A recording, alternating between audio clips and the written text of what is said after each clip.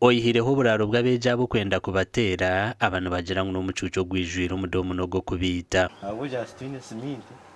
ntije hazamenda hazamo license ikikuretera staff na msinge kugira ngo usanga ubwire bwihangwa bukizimbe kuba kigufu usanga twine mpita nyinshi kuba tubyano injura ngayagwanye kiro netutera deni nane bitanda nabyo ni nobire nigesherekamo ubusuzi twine siminto munankeje umudomuzi edisa nozereo deni ningano rebe nyiki genu domu yana tukagera usinge twamara kuryama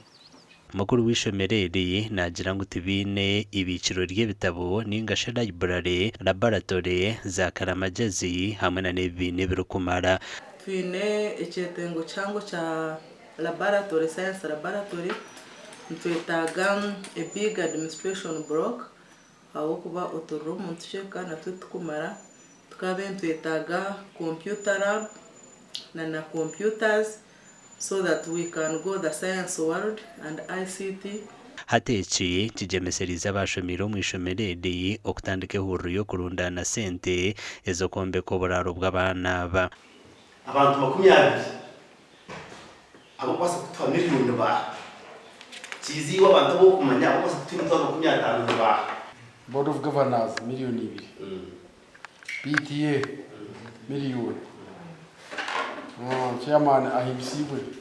miliyoni aba barundi ne sente zo buruho ezirukika miliyoni 6 kandi ziraganisibwe zona zibire miliyoni 20 batyo bakwaso mumbeki omwanya wo kutandikiraho nkaba all students kutwashitamire twagera ngo umuganda wo twakubasa kutaho no kwatera abana babojo tukabombekera uburaro amakuru agagasha kwa Rusunu wamanya